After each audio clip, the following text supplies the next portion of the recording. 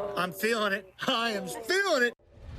So, the Saskatchewan Roughriders scored only 4 Rouges all last season, Jack. The Stampeders are over the hump and back on top. 2018 Grey Cup champions. Yeah, man, I eat chalk for breakfast, lunch, and dinner. Here's a 50 to the 40, down near the 20. He's going to score! Touchdown! A chance to win! Will they get it? Yes, they will! Unbelievable! Oh, my goodness! Whew! Muy caliente. Hi, friends. Welcome to the 11th edition of the Red, White, and the Rouge podcast. My name is John. You guys can find me on Twitter at JohnHewish_. And as is the case every Tuesday, English is hard sometimes, and I'm joined by my co-host, Rob, or better known on Twitter as Rob McSports. So I guess without further ado, I'm just going to start talking about last week. No intro? Wow. I told you. What did I tell you? Didn't I tell you? 'Cause I told you. Mm-hmm. Oh, okay, yeah. I'm Rob. Hi. Hi. Yeah, Nice yeah. to meet you. Yeah, exactly. Anyway, Actually, you know what? Honestly, I feel like last week was pretty not straightforward in a sense, but it was like nothing really that surprising happened. I don't know if that's good or bad. I don't know. How was your week 9? Well, I think overall the winners and the losers were well expected. But I think it was nice to see the Lions offense actually produce something last week. It'll be interesting to see if that continues against Winnipeg this week, which is obviously a much tougher opponent, but it was good to watch. And it's giving me some hope, even though I do believe the season is over. Yeah, it's done at this point, but it's start building chemistry for next season, I guess, or hope that they can maintain players. I don't know. They're trying to make moves at this point, but it seems a bit too late for that.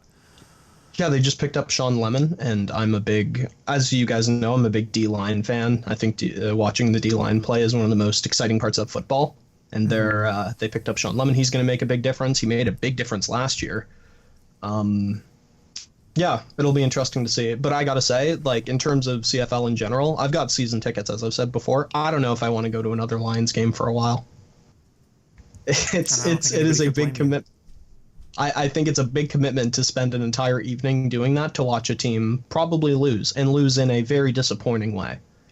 Mm-hmm. Last week was the most BC thing I've ever seen in my life. Oh, yeah. Nobody was surprised. But that's what they get for winning off a walk-off Rouge, losing by 1 point in the last minute.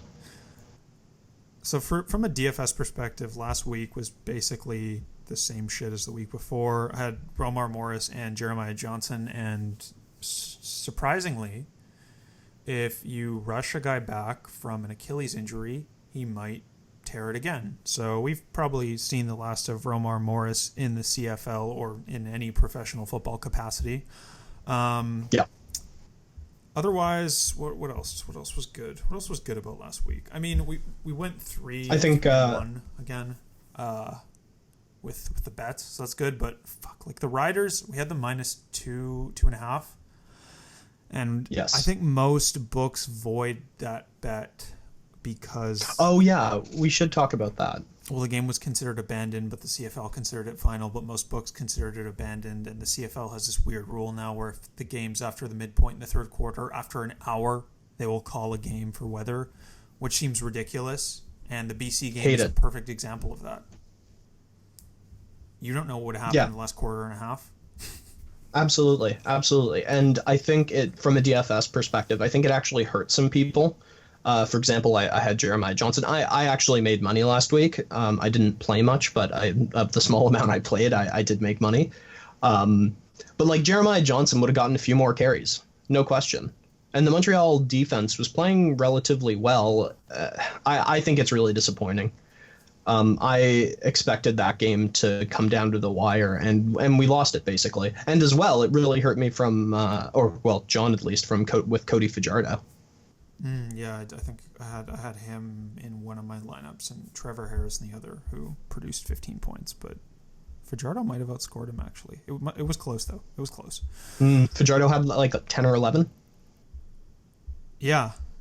Yeah. And that was mostly from rushing yards, but still, like, yeah, that was definitely my higher scoring lineup anyway. But yeah, I don't know. It was pretty frustrating at the time, but I'm kind of over it now. I mean, we hit Calgary plus 7.5, we hit BC plus 11, we hit Ricky Collins Jr.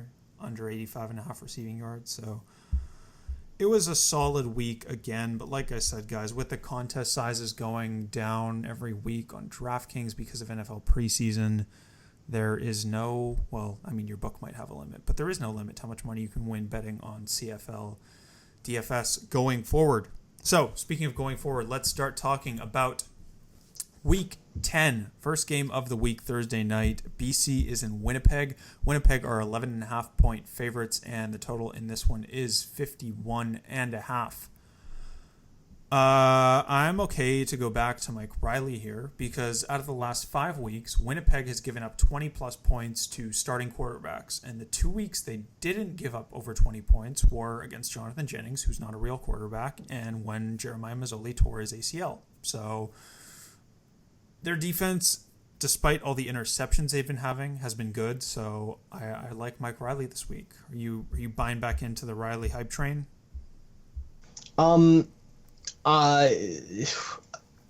This is difficult because I think Riley can chew up the Winnipeg secondary.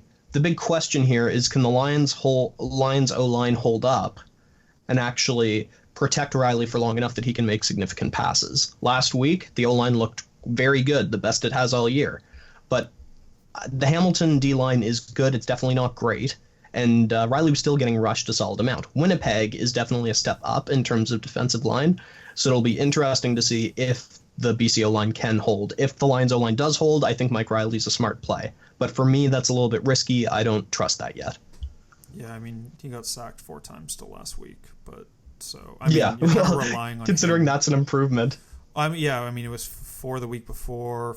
They basically give up 4 sacks a week. That's par for the course for BC at this point. Going back and the game logs here. Andrew Harris is 11,000. We're gonna play him again against BC because of his floor for touches, and his price didn't move, and he put up 25 last week. So just kind of plug Andrew Harris and move along. If I'm pairing anybody with Mike Riley, it's going to be Brian Burnham. I'm not too keen on paying $8,900 for him against this Winnipeg D, but I'm okay with it. And I actually, I'm gonna say I actually disagree with you, because one thing we've learned from watching the Lions this year is if a player on the Lions is going to get catches, it's going to be Burnham. Riley hasn't figured out how to throw to early in the season it was Lamar Durant, but he's cooled down. Deron Carter really hasn't gotten started. I feel like Brian Burnham's basically the only legitimate receiving option on the Lions. Like he's heads and tails above the rest as of right 100%, now. 100%. Yeah. Just 9K is a lot in that matchup. 9K is a lot, but considering the lack of depth as of right now in the Lions receiving core, like on paper they're deep, but in practice they aren't. So I'd rather play Burnham ahead of someone like, let's say, Ellingson. Mm-hmm. Because Ellingson's around the same price. He's expensive, but he also has a lot of carries vultured off him. I mean, a lot of touches vultured off him by other guys. Agreed. Yeah, that's a pretty full receiving core. Not the case in BC. Yeah.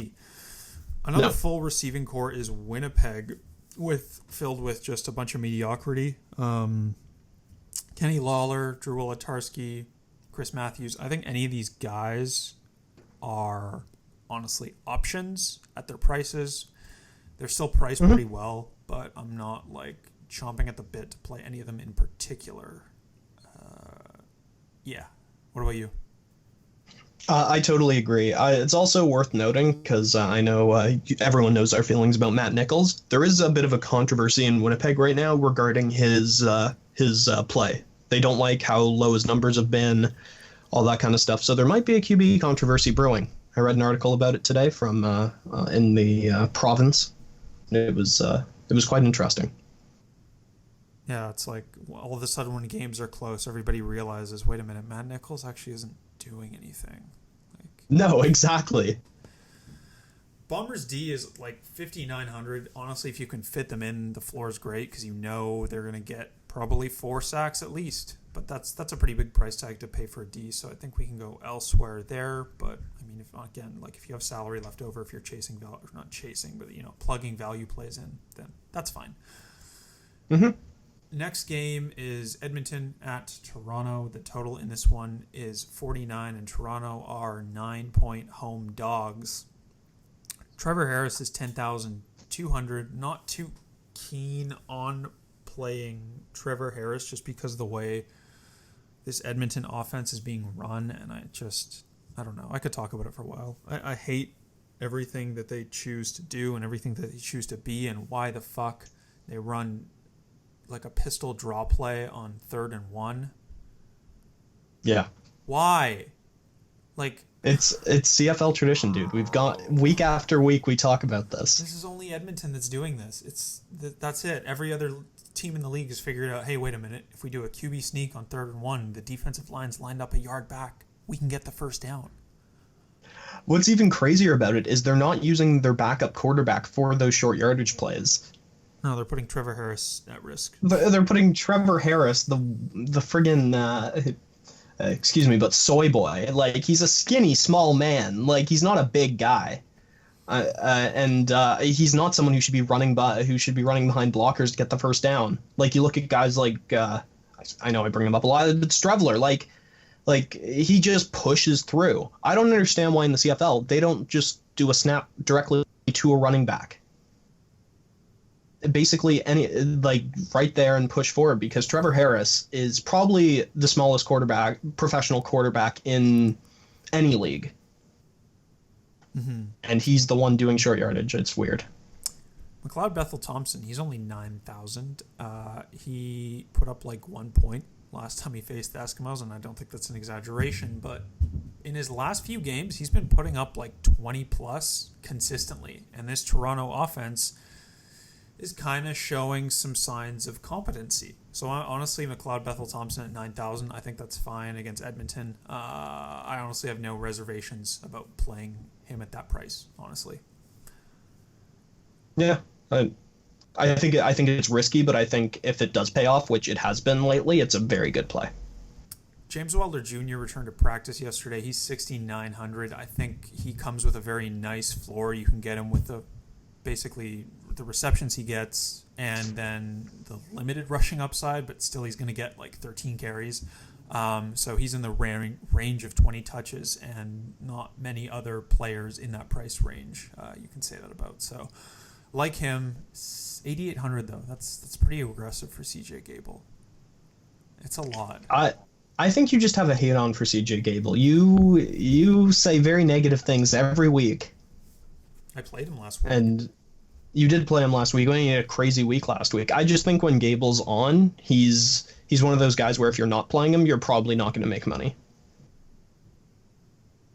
Yeah, it's rare. And that's the thing. He'll have games like that. Toronto does have the worst rush D in the league, but 8,800 just with, the direction you want to go. If you want to go that direction, if you have room for Gable, go for it. But personally, I will likely be going elsewhere. Christian Jones, DraftKings smartened up and listed him as a wide receiver this week, running back. Even though he was listed as a wide receiver last week, it would have been amazing if he was listed as one again this week. But he's only 3,400, and he is going to be returning basically every kick for the Eskimos. And he honestly almost broke a couple last week. And if I have a guy at 3,400 that's getting me like 8 points, I'm happy with that. I'm okay with that. So that's absolutely. That's really the only piece of the Edmonton wide receivers I'm seriously considering. I'm not considering any of the other ones. I'll let you talk about them if you're interested. Just going to quickly mention two guys you want to pair with McLeod Bethel Thompson would be Darrell Walker at 82. That's in the realm of reason. It's like more of a correlation play. Armani Edwards is consistently getting targets and consistently getting catches. He's only 7,100. I'm fine with pairing him there as well. Yeah, the upside on Walker is enticing. Mm-hmm. Because he gets a few long bombs a game, and he doesn't have a quarterback that's as good as Mike Riley was last year, obviously, so he's catching less of them, and the ball is getting to him a little bit less, but, a 50-yard touchdown from Darrell Walker seems to be a possibility basically every time there's a long throw. Yeah. he's so fast. DBs have a lot of trouble covering him.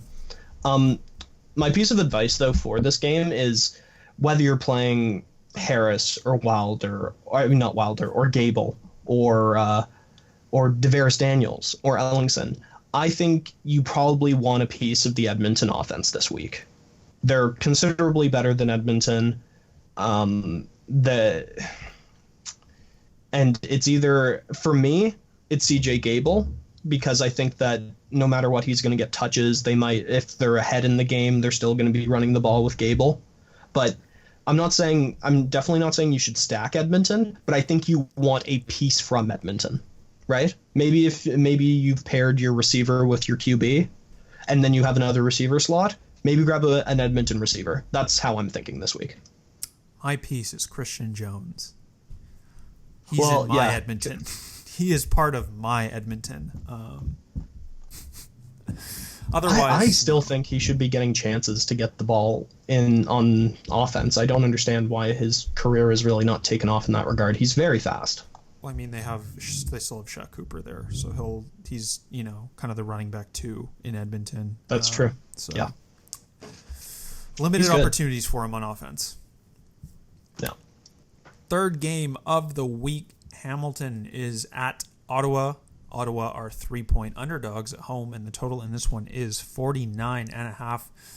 Dane Evans' price is up to 8,600, which is still within reason. The Red Blacks are giving up an average of 305 yards per game through the air. That is the worst mark in the CFL. And now they have to face Brandon Branks and Braylon Addison, with Dane Evans throwing them the ball. Does he have as much 300-yard upside as McLeod Bethel-Thompson? No. But is this the stack I'm probably going to be running out this week? Most likely, yes. Yeah. And I expect to be burned again. 100%. Yeah. Dane Evans had a good week last week. He looked good. He's got a rocket of an arm. I wouldn't say he's particularly accurate. I wouldn't say he's a starting quarterback at the CFL level. Like even if like I don't like their playoff hopes with Dane Evans as their quarterback, but he does do certain things very well. And he can on short throws just rocket it in. And with the creativity and speed of the Hamilton receivers, they can break tackles, get a few extra yards. So I like Brandon Banks and I like Addison here. I will say though that Evans does, like a lot of backup quarterbacks like Arbuckle, he does spread out the ball a little bit. So it's hard to say Banks will get more catches or whatever. Yeah, I mean, last week, it's a small sample size, but last week, 62% of all his passes were either to Braylon Addison or Brandon Banks. So I'm okay with that. I'm okay with paying 85 for Addison. I'm okay with paying 10.8 for Banks, honestly, because, in my opinion, I think he's going to rely on these better guys, but, we'll see how it shakes out this week. Oh, something from we mentioned last week. I mentioned that Banks was dealing with something. He is. It's turf toe. He has turf toe, but he's still playing. He had to wear special cleats last week. Gross. Yeah, that sounds terrible. Ticats D at 5,200 is fine here. Not my favorite, but I think they're an option. So, yeah, just going to drop that in and then move into the last game of the week, which is Montreal. They are at Calgary. Calgary are 7-point favorites at home, and the total in this one is 52. Romar Morris is done. Bo Levi Mitchell looks to be returning this week. Oh, what? Vernon Adams Jr. looks to be returning this week. William Stanback looks to be returning this week. Don Jackson and Kadeem Carey are practicing. Are they going to be ready? I don't know. It's looking pretty good for Bo Levi to make the comeback. But, as far as the running back situation in Calgary, that's pretty grody. Not going to play Bo Levi coming back off an injury, but who I am going to pair him with, who I like this, who I'm going to play, probably not play him himself. Eric Rogers. He had a boatload of targets the first 2 weeks because that is Bo Levi Mitchell's guy. That's like his homie. That's his number one option. And he's only 8,400. Good matchup here against Montreal. like Eric Rogers. I like the Calgary D. That's probably my favorite D at 5,100. And those are literally the only two pieces of this game I'm considering because I can't bring myself to play Don Jackson or Kadeem Carey, especially if they're both healthy. Even with the amount of touches they'll get, it'll be hard to justify playing a guy coming back from an injury like that. It'll be tough. It will be. I was unaware of the Bo Levi Mitchell coming back. This is news to me. I think that's unfortunate because Arbuckle had a really good game last week. He hit his. I think he hit the high point of his fantasy points as well as I think passing yards, and I think he steadily improved. However, if Bo Levi Mitchell is in, I think that makes him someone that you really probably want to play. He's probably my number one. Oh, sorry. I'm just going to mention he was taking first team drills today. Like he wasn't a full practice, but he was taking snaps with like the first unit. So that's all we know. The big thing is that if Bo Levi is playing, he's actually cheaper right now than Nick Arbuckle. So if he does end up playing, you want to jump on that now. Yeah, I don't know. For me, at 94, I still see myself going for Bethel Thompson's upside or honestly Dane Evans. That's just the direction I see myself going instead. Just the upside with Bo Levi is so limited. I can't. One player I forgot to mention in the last game actually is John Crockett. He had like 80-something yards in the first half last week and then died, but he looked amazing. He literally died. He was gone. Literally. I wish they would just put Moses Madu on the injured reserve or something, because it's like every week. He's questionable every week, and we don't know. But if he's not playing, then John Crockett at 5,600 is fine. He should be the running back one, honestly, even if Madu is healthy. So I like I have a feeling he will be. Yeah. Good. He should be. Yeah. Anything else you want to mention about Montreal-Calgary? Montreal-Calgary? Xavier Posey looks like he'll be back this week. However, and if once again, it kind of depends if Pipkin or Vernon Adams is starting. If Pipkin is starting, I think that Posey might actually be an okay play. They actually had really good chemistry early in the year. If Vernon Adams Jr. is playing, I'm less staunch on that, but that's just something to keep an eye on. All right. That's the end of the game-by-game breakdown. Let's jump into our three segments to wrap up the show this week, which is Jules versus the McPicks, The Price is Right, and, of course, everybody's favorite segment, the Lock of the Week. So let's kick it off this week with the McPicks. Okay, so I'm slightly frazzled here because of the Bo Levi Mitchell news. But this is what I have right now. I have Bo Levi Mitchell as the starting QB if he does start. If not, it's Nick Arbuckle. But if Bo Levi's starting, I play him.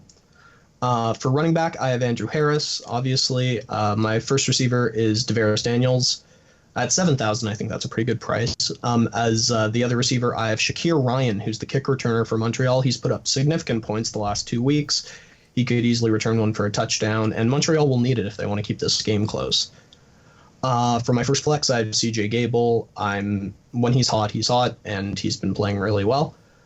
For my second flex, I have Noel Thomas Jr., who the last 2 weeks has gotten over 5 receptions, and he's kind of gaining a little bit of.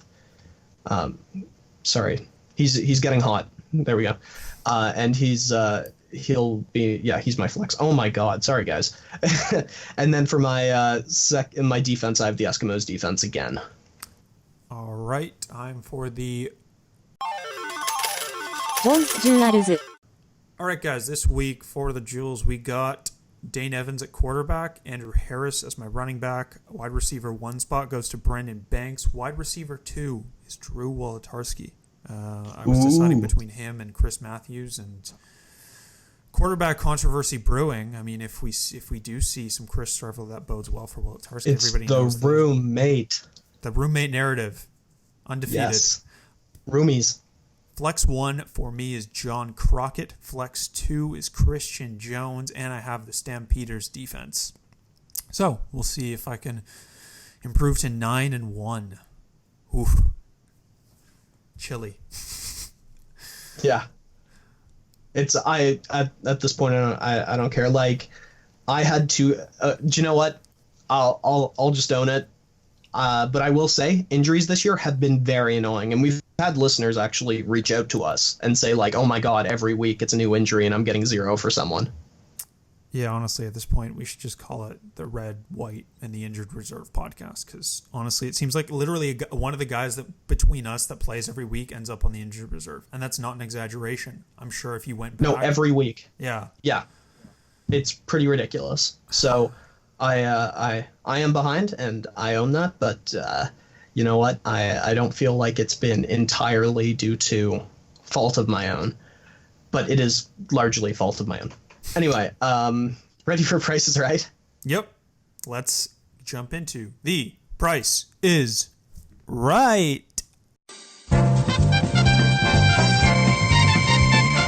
All right, Rob, who you got coming on down for week 10? All right, this week I have Noel Thomas Jr. coming on down with 5+ receptions in the last 2 weeks, and the return of Davaris Daniels. I think he's a good pick.